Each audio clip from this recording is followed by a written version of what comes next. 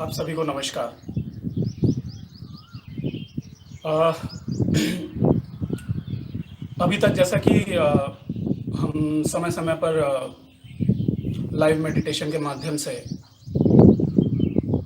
ध्यान और साथ ही में कुछ प्रश्नों के जवाब समय-समय पर देते आए हैं। तो इसी प्रक्रिया में आज हम फिर से एक बार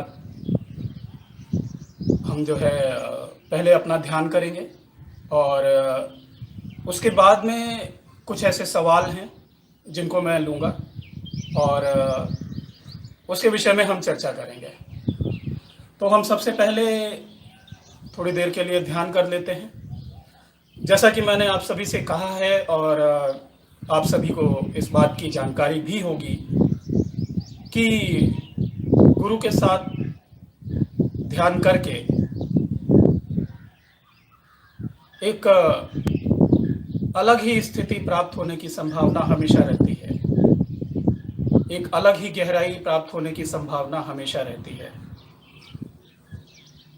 गुरु के सानिध्य में ध्यान करें और चूंकि दूरी होने के कारण कई बार यह संभव नहीं होता जब तक कि हम गुरु के सानिध्य में ना हो। तो टेक्नोलॉजी का यही फायदा है कि हम अपने घर पर बैठकर गुरु को इस समय में ध्यान कर सकते हैं जिस वक्त गुरु आप टेक्नोलॉजी के माध्यम से आपसे वार्तालाप करते हैं। तो एक बार फिर से आप सभी को मैं नमस्कार करता हूं और थोड़ी देर के लिए हम ध्यान करेंगे। उसके पश्चात कुछ सवाल हैं जो मैं आपके साथ डिस्कस करूंगा, जिनकी चर्चा करूंगा और उसके बाद हम ध्यान का समापन करेंगे या प्रोग्राम का समापन करेंगे। तो सबसे पहले हम ध्यान प्रारंभ करते हैं। आप में से जितने लोग भी इस प्रोग्राम को लाइव देख रहे हैं, मुझसे दीक्षा नहीं भी ले रखी है तो आप अपने गुरु का ध्यान करते हुए अपनी साधना कर सकते हैं। सबसे पहले आप ओंकार का जाप कर लें, अनुलोम विलोम कर लें और उसके बाद मंत्र पे ध्यान करते हैं तो मंत्र करिए, श्वासों पे ध्यान करते हैं तो श्वासों पे ध्यान करिए। जो भी विधि आपको गुरु ने बताई है उसको उसी प्रकार से करने का प्रयास करें। तो मैं सबसे पहले ध्यान शुरू करता हूँ। थोड़ी देर के लिए ध्यान करूँगा। ध्यान करते वक्त याद रखें, जो लोग मुझसे दीक्षा ले चुके हैं वो सबसे पहले गुरु का ध्यान कर लें जिसने आपको साधना दी है। उसके बाद में अपने इष्ट का ध्यान कर लें। इष्ट नहीं भी हैं कोई तो कोई बात नहीं, आप सिर्फ गुरु का ध्यान करके और महाअवतार बाबा जी को प्रणाम करके अपनी साधना पे बैठ सकते हैं। महाअवतार बाबा जी को इसलिए ज़रूरी है क्योंकि ये साधना हमें उन्हीं की दया से प्राप्त हुई है, उनके माध्यम से प्राप्त हुई है। तो इसलिए हम उनको प्रणाम करके, गुरु को प्रणाम करके उसके बाद अपनी साधना पे बैठे।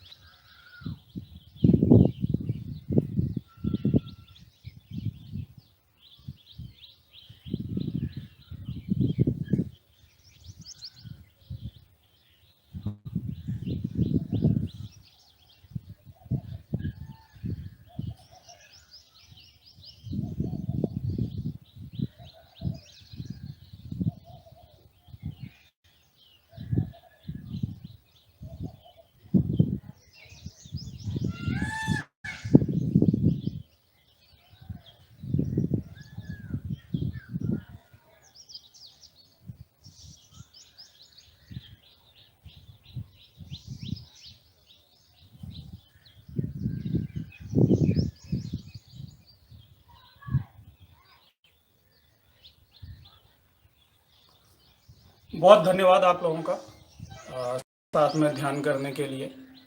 और आप चाहें तो सुनते हुए भी ध्यान कर सकते हैं। कोई आवश्यक नहीं है कि आप आंखें खोलें और उसके पश्चात ध्यान करें। और चाहे तो बैठे-बैठे आंखें खोले हुए भी अपना मंत्र करते रह सकते हैं और इस सेशन को देख सकते हैं। देखिए, एक बहुत महत्वपूर्ण बात है जो मैं आपसे कहना चाहूँगा।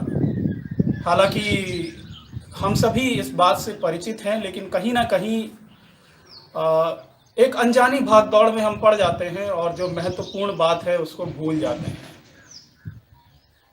किसी भी विधि में, किसी भी कला में, किसी भी कार्य में दक्षता के लिए 2 चीज़ें बहुत आवश्यक है, बहुत आवश्यक है। पहली, जो कार्य है, जो विधि है, उसमें कंप्लीट डेडिकेशन और डिवोशन। अपनी तरफ से आप जो भी कर सकते हैं आगे बढ़ने के लिए उस विधि में। ये सिर्फ आध्यात्म मार्ग की ही बात नहीं है। आप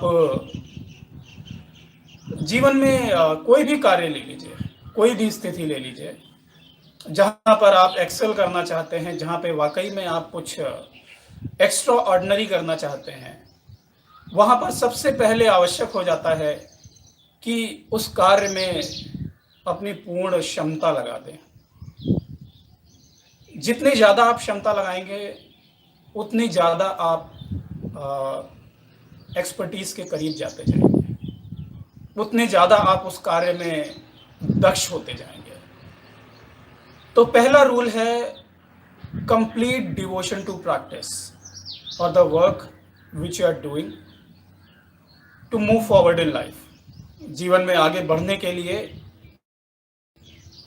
चाहे वो आजीविका कमाना हो, चाहे किसी प्रकार का मास्टरशिप हासिल करनी हो, किसी पर्टिकुलर चीज़ में आपको एक्सपर्ट बनना है, उस पर्टिकुलर कार्य या प्रैक्टिस के लिए कंप्लीट डिवोशन बहुत आवश्यक है। और दूसरा, किसी भी क्षेत्र में आप कार्य में जाएं, रिस्पेक्ट, समर्पण अति आवश्यक है। ये कुंजी है आगे बढ़ने की, क्योंकि आप बहुत कठिन हो जाते, तो किसी ना किसी के प्रति डिवोट होना पड़ता है जो हमसे ज़्यादा दक्ष है उस कार्य में, जिसे हम करना चाहते हैं, जिस मार्ग में हम आगे बढ़ना चाहते हैं, उस मार्ग में जो हमसे आगे जा चुका है, उसके प्रति जब हम रिस्पेक्ट रखते हैं, सीखने का भाव रखते हैं, बताई गई बात को पूरी तरह से फॉलो करते हैं, तो कोई कारण नहीं है कि हम उसमें आगे ना बढ़ सकें। तो ये 2 बातें बहुत ही आवश्यक हैं। इसको गांठ बांध लीजिए, इस बात को बहुत ध्यान से सुनिए, अपने जहन में बिठा के रखिए कि कामयाब होने के लिए, एक्स्ट्रा ऑर्डिनरी अचीवमेंट पाने के लिए 2 चीज़ें बहुत आवश्यक हैं। पहला ये डिवोशन टू प्रैक्टिस इटसेल्फ, और दूसरा डिवोशन टू मास्टर। इसके अलावा कुछ क्वेश्चंस हैं, शायद वो आप सभी के जहन में आते होंगे समय समय पर, जो लोग ध्यान कर रहे हैं। तो उन विषयों को मैं थोड़ा सा ज़रूर छूऊंगा। एक सवाल ये आता है कि मेरी बॉडी में बहुत हीट महसूस होने लगती है जब मैं साधना करता हूँ या करती हूँ। क्या ये ठीक है? बिल्कुल ठीक है। क्यों है, कैसे है, इसमें मत जाइए। आप मेरी बातों को ले सकते हैं, और जो भी मैं आपको राय दूंगा, जो भी मैं आपको बताऊंगा, वो व्यक्तिगत अनुभव के आधार पे होगा। तो आप मुझ पे पूर्ण विश्वास कर सकते हैं कि अगर मैं कह रहा हूं कि ये ठीक है, तो निश्चित तौर पे वो ठीक है। तो यदि आपको ऊष्मा फील होती है, अपने अराउंड एनर्जी फील होती है, इवन ऐसा भी लगता है कि कुछ एनर्जी आसपास हैं आपके, बिल्कुल ठीक है। कोई डरने की, कोई घबराने की, कोई विचलित होने, किसी भी प्रकार का भय महसूस होता है, मान लीजिए आप रात में ध्यान करते हैं और अनायास ही कुछ बातें ध्यान में आ गई और दिमाग में आ गई और आप थोड़ा-सा भयभीत में, गुरु को प्रणाम करिए, अपने इष्ट को प्रणाम करिए, बाबा जी को प्रणाम करिए या आप जिसको भी चाहें, जिनको आप रिस्पेक्ट करते हैं, प्रेम करते हैं आध्यात्मिक मार्ग पे, उनको प्रणाम करके उनसे अपनी रक्षा के लिए प्रार्थना करें मन ही मन और मन में कल्पना करें कि आपके आसपास एक शक्ति चक्र है। इस चक्र के भीतर किसी भी प्रकार की सकारात्मक या नकारात्मक शक्ति प्रवेश नहीं कर सकती है। उस शक्ति चक्र की कल्पना कर लीजिए और उसके बाद हाँ, उस स्थिति में ज़रूर ऐसा हो सकता है कि आप लगातार मन में डर को बढ़ावा देते जाएं और आप वो विश्वास ना रख पाएं गुरु के प्रति, अपने इष्ट के प्रति या किसी अन्य सत्ता के प्रति, जो कि रखा जाना चाहिए जब आप इस मार्ग पर चलते हैं। तो अगर आप समर्पित हैं तो विश्वास बहुत जल्दी हो जाएगा। अगर आपका लॉजिकल माइंड इन प्लेस बहुत ज़्यादा है, हर बात की आप चीरफाड़ बहुत ज़्यादा करते हैं, तो शायद विश्वास करने में थोड़ी असमर्थता होगी और जब असमर्थता होगी तो भय आपको निश्चित तौर पे भयाक्रांत करेगा। तो ऐसी स्थिति में प्रयास करें कि प्रणाम करके शक्तियों को, और जैसा कि मैंने कहा, अपने आप को एक चक्र में घिरा हुआ महसूस करें और निश्चिंत होकर अपनी साधना पे बैठ जाए। किसी तरह की कोई समस्या नहीं होने वाली। एक प्रश्न और आता है कि मुझे अनायासी क्रोध बहुत आने लगा है, अनायासी काम भाव बहुत ज्यादा जागृत होने लगा है। देखिए, ये वो पहलू होते हैं आपके जीवन के जो जाने अनजाने आपने दबा के रखे होते हैं अपने व्यक्तित्व के साथ में। परिस्थितिवश, कारणवश मान लेते हैं कि आप अपना क्रोध प्रकट नहीं कर पाए या अपनी कामुकता पूरी तरह सेटिस्फाई नहीं कर पाए, तो होता क्या है कि जो संस्कार आपके भीतर दबे हुए हैं वो निकलकर बाहर आते ही आते हैं। ठीक है, हाँ, ये होगा कि कई बार ये स्वप्न के माध्यम से ये ऊर्जा एक्सप्रेस हो जाएगी, तो आप इससे धीरे धीरे फ्री हो जाएंगे। क्रोध अनायास ही आएगा, निश्चित तौर पे आएगा और ये शांत भी हो जाता है। लेकिन आपको बता दूं कि जिस मार्ग पर हम चल रहे हैं, जो मेरा मार्ग है, इसे कहूं तो थोड़ा सा क्रोध को ये इंटीग्रेट कर देता है, क्रोध को बढ़ा देता है, क्योंकि ऊर्जा इतनी विस्फोटक रूप से जागृत होती है कि वो कहीं ना कहीं हमारे नेचर में एक एग्रेसिवनेस ले आती है। उससे कोई परेशानी नहीं है, क्योंकि होता ये है कि शुरुआत में ये अनायास आता है, मगर जब आप क्रिया करते रहते हैं, जो मैंने आपके साथ शेयर की है, तो धीरे धीरे ये आपके क्रोध को तटस्थ कर देती है। बात बात पर नहीं निकलेगा, वो बलिष्ठ होगा, स्ट्रांग होगा। जब आएगा तो उसके समक्ष किसी के खड़े हो पाओ। क्रोध परिस्थितियां है, उसके विरोध मानवीय मूल्य, तब तक शायद काफी हद तक पोलाइटनेस आ जाएगी, हम्बलनेस आ जाएगी, जजमेंट आपके व्यक्तित्व से खत्म हो जाएगा कि लोगों को छोटी छोटी बातों पे जज करना। सारी जो नकारात्मक चीजें हैं वो आपके व्यक्तित्व से हट जाएंगी और जो सकारात्मक हैं वो स्थिर हो जाएंगी आपके व्यक्तित्व में। भगवान शिव का क्रोध देखिए, भोलेनाथ कहलाते हैं वो, क्रोध आता ही नहीं है, ठीक है, मगर जब आता है तो वो क्रोध तांडव करने की क्षमता रखता है। वो क्रोध बहुत कुछ या सब कुछ डिस्ट्रॉय करने की क्षमता रखता है। श्री राम जी का उदाहरण देख लीजिए, क्रोध आता ही नहीं है। अति प्रेमी, बहुत रिस्पेक्ट करने वाले, कहाँ वो नारायण का अवतार कहलाए को नमस्कार करते हैं। आप सभी रामायण से परिचित होंगे या सीरियल में देखा ही होगा। इस समुद्र के सामने खड़े रहते हैं, प्रार्थना करते रहते हैं कि रास्ता दे दो, रास्ता दे दो। पूरा प्रेम, पूरी हम्बलनेस। जितना ज्यादा एक विवेकशील व्यक्ति झुक सकता है, उस झुकने की पराकाष्ठा। झुकते रहते हैं, मगर जब चीजें हाथ से बाहर निकलने लगती हैं, पानी सर के ऊपर जाने लगता है, फिर जो क्रोध आता है तो एक तीर समुद्र को सुखाने की क्षमता रखता है। जब आप साधन मार्ग से अपने आप को बलिष्ठ बनाते हैं, अपूर्व बनाते हैं, तो आपका क्रोध वही क्षमता प्राप्त कर लेता है। क्योंकि क्रोध ऐसा ही होना चाहिए। ये नहीं कि बात बात पे लोगों पे क्रोध दिखाते फिर रहे हैं, छोटी छोटी बातों पे लोगों को जज करते फिर रहे हैं। क्रोध आए वाजिब कारण से आए, और जब आए तो सामने वाले को याद रहे कि हाँ, किसी का क्रोध मैंने देखा था। ठीक है, तो ये बात हो गई क्रोध के संदर्भ में। एक और बात है, एक क्वेश्चन अक्सर आता है मेरे पास में कि मैं बहुत अच्छे से सोता था या सोती थी और अच्छी नींद होती थी, ध्यान करने के पश्चात में अचानक ही मेरी नींद गायब सी हो गई है, एक रेस्टलेसनेस सी हो गई है एटीट्यूड में।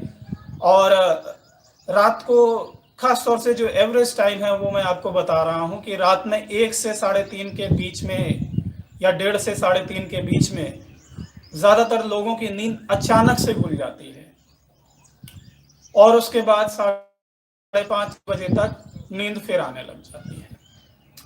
देखिए, कई पहलू हैं इसके, अलग अलग बातें कही जाती हैं। कई लोग कहते हैं कि इस वक्त देव विचरण करते हैं, ब्रह्म मुहूर्त का समय होता है, तो जो साधक हैं उनको एक प्रकार से जगाया जाता है कि उठो भैया, दुनिया सो रही है, तुम जागो और अपनी साधना करो, तुम्हारे लिए ये गोल्डन पीरियड है।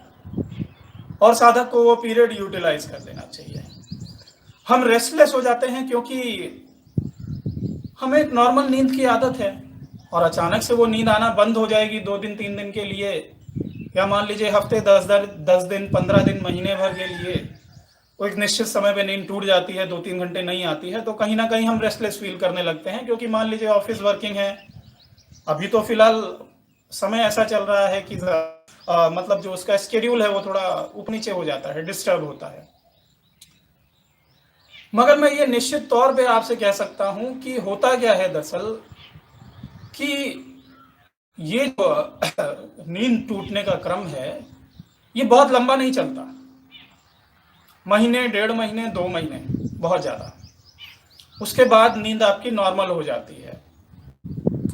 हाँ, ये जरूर है कि अगर, क्योंकि ऊर्जा जागृत होने के पश्चात में वो आपके ब्रेन को एक्टिवेटेड मोड में ले आती है, आप कॉन्शियस हो जाते हैं, आप चाहेंगे भी तो भी उतना सो ही नहीं पाएंगे।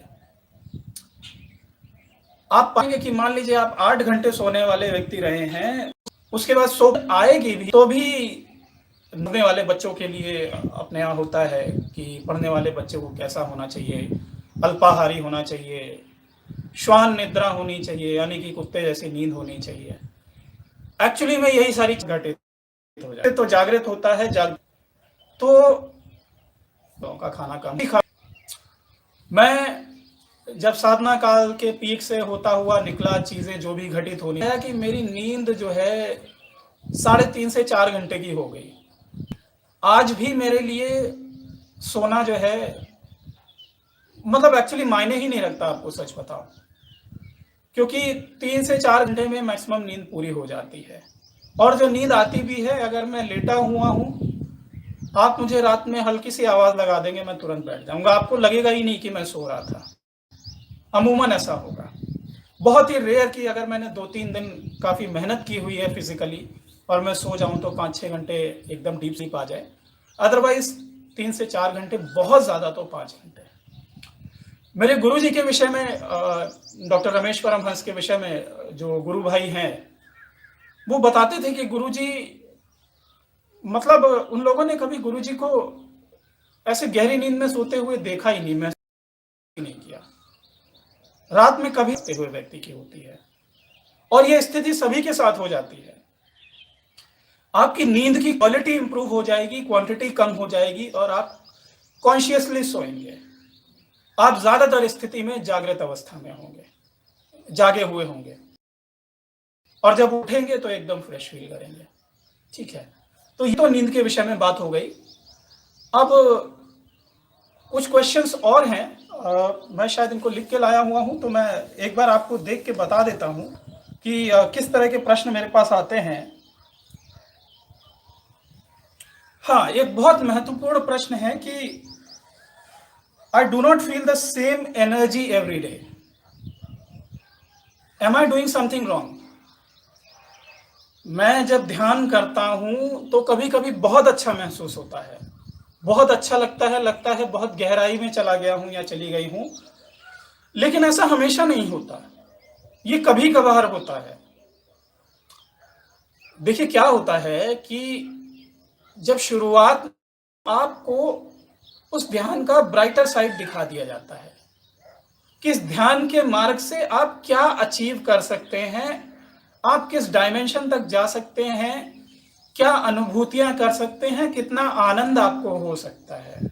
ठीक है, ये कुछ उसी प्रकार से होता है कि अगर आप एक जॉब या बिजनेस में जाते हैं तो जब आप उस जॉब के बारे में जानते हैं शुरुआत में, तो उसका ब्राइटर साइड आपके सामने होता है। कोई कंपनी अपने कैंडिडेट्स को इनवाइट करती है तो कंपनी के बारे में बहुत अच्छी अच्छी बातें लिखी होती हैं, उस जॉब प्रोफाइल के बारे में बहुत अच्छी अच्छी बातें लिखी होती हैं और खुद आपके दिमाग में उस चीज़ के विषय में बहुत अच्छी।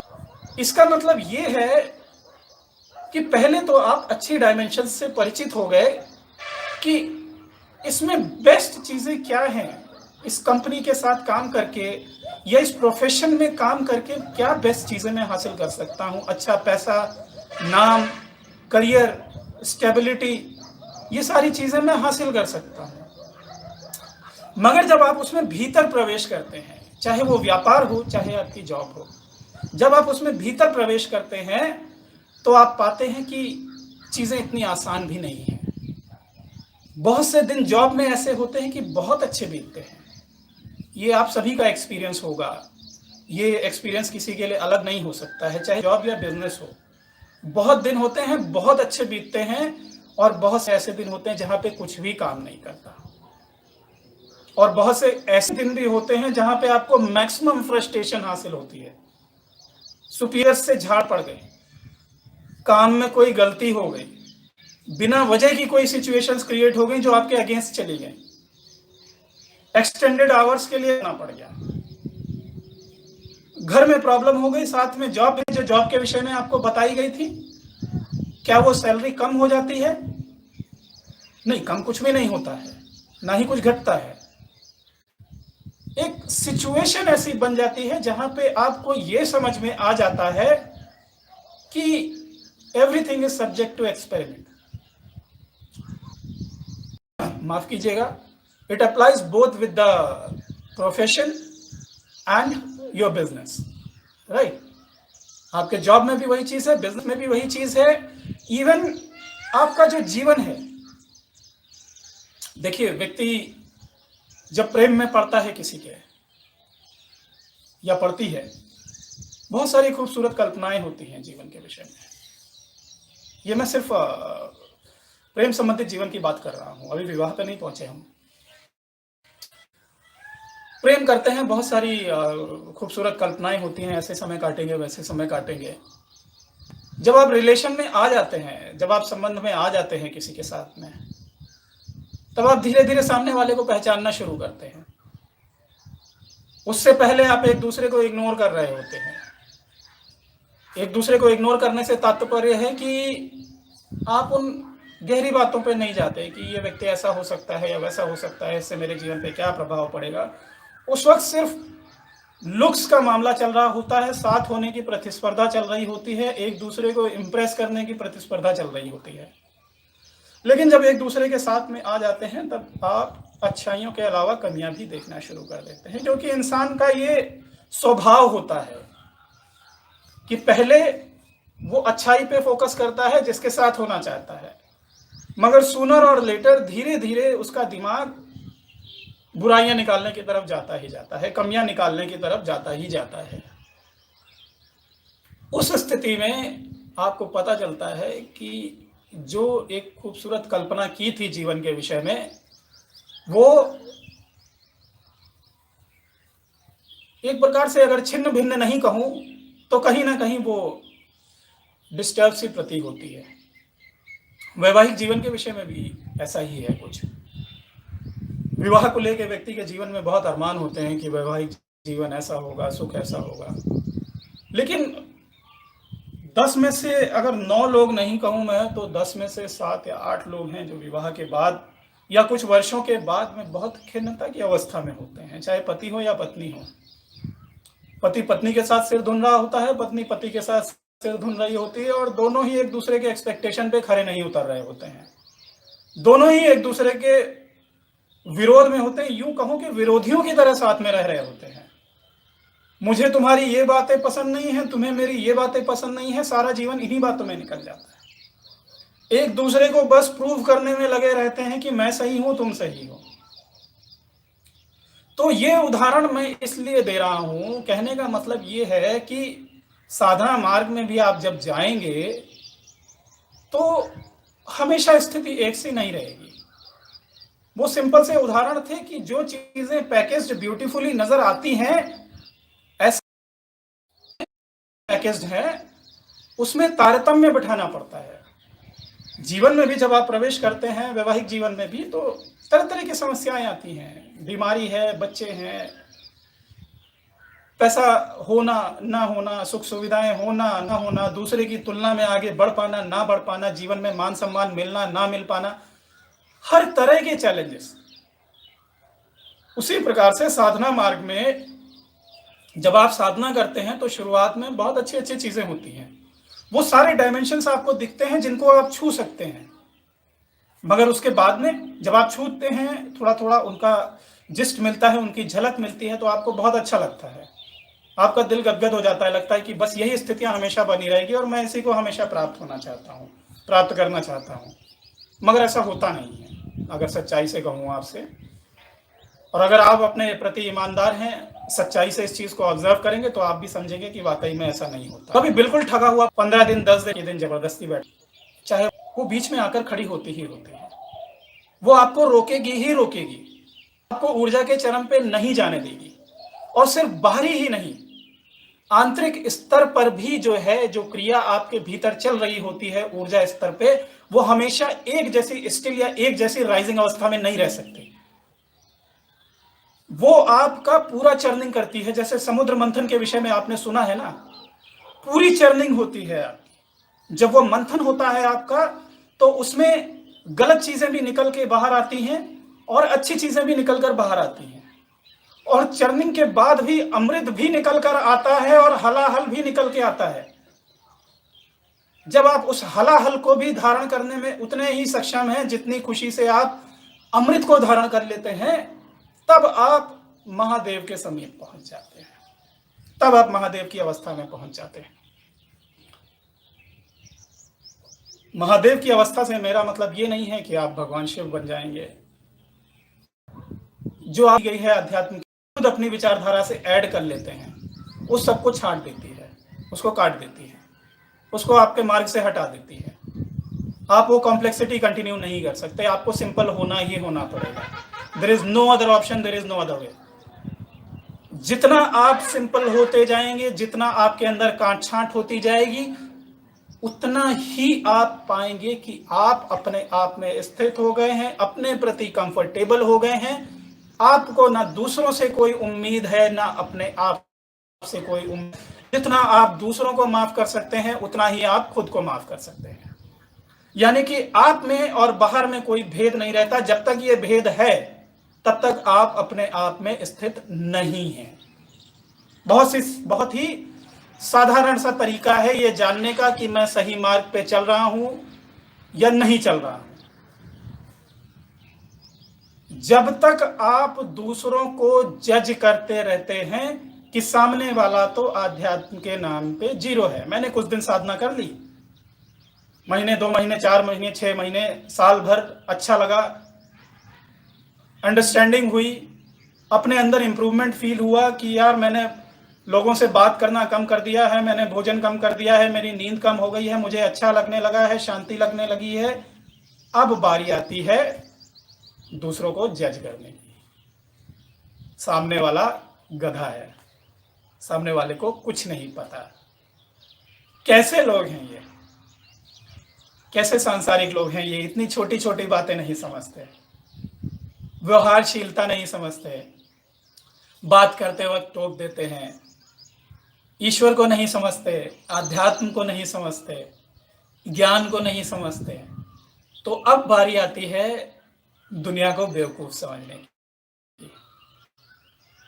जिस दिन आप दूसरों को बेवकूफ समझना छोड़ देंगे, सिर्फ आदत क्रिएट करके नहीं, आंतरिक तौर पे अंदर से जब आप दूसरों को जज करना बंद कर देंगे, जब वो भाव आपके अंदर आ जाएगा, जब आपकी साधना आपके अंदर वो करुणा पैदा कर देगी कि आप एक कंकड़ को भी देखो ना, तो उसको देखकर भी आपके दिल में करुणा पैदा हो जाए। क्यों? पता नहीं, कंकड़ में ऊर्जा है नहीं है, चेतना है नहीं है, ये सारी बातें नहीं, बस देखकर भाव में ऐसा प्रवेश कर गया कि एक छोटे से वृक्ष पर भी प्रेम आ गया, उस प्रेम बहने लग गया दिल की बात नहीं, जो जैसा है वैसे करता, जो है ईश्वर की कृति है, जो जैसा है अच्छा है। जब ये स्वीकार्यता आ जाती है तो कहने जाती है अभी पूर्व जनितियां ये सभी बाधा उत्पन्न करती हैं, और आंतरिक शक्तियां भी अंतःस्थल में जो चर्निंग हो रही होती है, जो वर्लपूल एक चल रहा होता है एनर्जी का, वो स्थायी रूप से कभी भी आपको ऊर्जा के एक अतिरेक पे नहीं रखेगा। वो समय के साथ बदलता रहता है और पूर्णता की तरफ ले जाता रहता है। अगर आप बीच में बंद कर देंगे, आप अपनी नाव को खेना बंद कर देंगे, तो मामला जमेगा नहीं, नाव फिर लहरों के हवाले हो जाएगी, और लहरें तो लहरें हैं, उन्मत्त हैं, मस्त हैं, कहीं भी ले जाएगी। फिर आपके डूबने की, बचने की कोई गारंटी नहीं है के साथ में, है ना? प्रैक्टिस करते हुए, और क्या करना चाहिए मुझे? देखिए, जो लोग दिल से थोड़ा मजबूत हैं, दिन में प्रैक्टिस करते हैं, तो उनके सामने तो कोई समस्या नहीं आनी चाहिए मेरे ख्याल से, क्योंकि जो प्रकाश है, जो दिन है, वो एक सर्टेन अमाउंट ऑफ एश्योरिटी देता है कि आप सुरक्षित हैं। समस्या तब आती है जब आप रात में बैठ के अकेले कर रहे हैं और आपके मन में उस वक्त कोई भाव आ गया और आप थोड़ा भयाकुल हो गए, भयभीत हो गए कि पता नहीं कोई आसपास तो नहीं है, पता नहीं कुछ ऐसा तो नहीं है जो मैं समझ नहीं रहा हूँ, और कुछ गलत तो नहीं हो जाएगा, या कोई शक्ति तो नहीं आ गई है। और जो लोग बैठना चाहते हैं कि नहीं मैं बैठूंगा, देखता हूँ क्या डर आता है, फेस करूंगा, वो अगर किसी स्थिति में भय को महसूस करते हैं, तो मैंने जैसा कि शुरुआत में भी बताया वीडियो में, कि आप उस वक्त मन में ही गुरु का स्मरण कर लीजिए, गुरु को प्रणाम कर लीजिए, इष्ट को प्रणाम कर लीजिए, बाबा जी को प्रणाम कर लीजिए, और मन में कल्पना कर लीजिए कि आपके आसपास एक शक्ति चक्र है जो आपको लगातार प्रोटेक्ट कर रहा है, और इसके भीतर किसी भी प्रकार की सकारात्मक या नकारात्मक शक्ति प्रवेश नहीं कर सकती है। और उसके बाद कोई भी समस्या नहीं आने वाली, ठीक है? अच्छा, बस एक क्वेश्चन अभी मैं और लूंगा। कई लोग ये कहते हैं, जब बात होती है कि मैं काफी दिनों से ध्यान नहीं कर रहा था, इसलिए आपसे बात करने की हिम्मत नहीं पड़ी, और जब ध्यान किया तो एक अंदर कॉन्फिडेंस आ जाता है कि चलो अब गुरुजी से बात करते हैं। मैं जब आपको दीक्षा देता हूँ तो उस वक़्त ही कहता हूँ कि आप मुझे समय-समय पे अपनी साधना के विषय में सूचित ज़रूर करते रहिए। गोल्डन अपॉर्च्युनिटी है आपके पास में, आप इस बात को समझ नहीं रहे हैं। आप एक बड़े ऑर्गेनाइज़ेशन से जुड़ेंगे जाके, आप मेरे पास जुड़िए ना जुड़िए वो बात नहीं है। बात ये है कि अगर मुझसे जुड़े हुए हैं तो इस गोल्डन अपॉर्च्युनिटी का फ़ायदा उठाइए। आप एक बड़े ऑर्गेनाइज़ेशन में जुड़ते हैं, सालों-साल गुरु से बात करने का, मिलने का ही मौका नहीं मिलता। कुछ ऊपर-नीचे हो रहा है, आप कोई बात ही नहीं कर सकते। गुरु से चर्चा नहीं कर सकते कि अब इस विषय में क्या है, मैं सही जा रहा हूँ, गलत जा रहा हूँ। आपके पास तो एक गोल्डन अपॉर्च्युनिटी है, आप मुझसे बात कर सकते हैं। और देखिए, मैं इतना निष्ठुर नहीं हूँ कि अगर आप मुझसे सिर्फ बात करना चाहेंगे तो मैं सिर्फ साधना को लेके ही कोई गलत व्यवहार करूँगा, कोई गलत बात बोलूँगा, है ना? हाँ, कई बार हमेशा हाथ जोड़ कर जाता है। हम थोड़ी देर के लिए हम डिस्कनेक्ट हो गए थे। तो जो आखिरी प्रश्न मैं ये आपके पास गोल्डन अपॉर्च्युनिटी है, जिसमें आप जो भी अपनी समस्याएँ हैं या जो भी साधना के अनुभव हैं, साधना नहीं कर रहे हैं, तो आप उसके विषय में मुझसे समय-समय पर चर्चा करेंगे, तो आपकी साधना करने में और अधिक मदद करेगी। तो ये हमारा मिसकंसेप्शन है कि जब मैं साधना कर लूँगा तब गुरु से बात करूँगा। ये गलत है। जब आप महसूस करें कि अब आपकी चार्जिंग खत्म हो रही है, साधना मार्ग में आप नीचे जा रहे हैं, आपसे साधना नहीं हो रही है, उस समय गुरु से बात ज़रूर करिए। उस समय अगर आप बात करते हैं, तो आप अपने आप को ऊर्जा के एक नए स्तर पे पाएँगे और ये जो फ़ेज़ होगा जिसमें आप नीचे जा रहे हैं, जिसमें आपकी ट्रैजेक्टरी फॉलन जा रही है, आप पाएँगे कि अगर आप गुरु से बात कर लेते हैं तो वो इन्हेंस हो जाएगी और वो कर्व इस तरह से हो जाएगा। आप ऊपर की तरफ मूव करने लगेंगे। वरना होगा क्या कि समय के साथ धीरे-धीरे आप नीचे जाते जाएँगे और ऐसी स्थिति में खड़े हो जाएँगे जहाँ पे आपसे साधना भी गई, गुरु भी गया। क्योंकि आपने मन में सोच रखा है कि मैं जब साधना करूँगा तभी गुरु से बात करूँगा, वरना नहीं करूँगा। और वो समय बीतता चला जाता है। कल वो इतने सारे कल हो जाते हैं कि दायरा इतना बड़ा हो जाता है कि फिर आपके अंदर भीतर हिम्मत ही नहीं रह जाती कि आप वापस आएँ और बताएँ कि मैंने तो 4 महीने से साधना ही नहीं की है। आप मोस्ट वेलकम हैं। आपने 4 महीने से साधना नहीं की है, आज आप करना चाहते हैं, फिर भी आइए बात करिए। बात करेंगे तो आगे बढ़ेंगे, निश्चित तौर पे आगे बढ़ेंगे। हाँ, मैंने जैसा कहा कि आपको इस बात की नॉलेज होनी चाहिए, इस बात का आभास होना चाहिए कि अगर गुरु के पास जा रहे हैं तो कैसे जाएं। मैंने आपसे कहा कि मैं अपने गुरु के पास जाता था और सिर्फ ये नहीं, उनके पैरों में सर रखता, कोई ऑप्शन ही नहीं। प्रेम तो ऐसा ही होता है, गिरा देता है, सब कुछ खत्म कर देता है भीतर से। और गुरु के प्रति प्रेम, गुरु धारण करने के पश्चात और गुरु के प्रति डिवोशन के पश्चात अगर मैं इतना भी नहीं कर पा रहा हूं कि अपने गुरु से जाके बात कर सकूं, तो मैं आध्यात्म मार्ग को कलंगी तरफ से। लेकिन ये बात सही है कि अगर आप में इतनी कि आप गुरु के समक्ष जाके उसको प्रणाम कर सकें, उससे अपनी समस्या बता सकें, उससे निरंतर संबंध में रह सकें, तो आपके पास अपॉर्चुनिटी हो कि आप गुरु के सानिध्य में जा सकें, गुरु से बात कर सकें। आज के लिए इतना ही। अगला सेशन जब भी मैं करूंगा तो आप लोगों को सूचित करूंगा।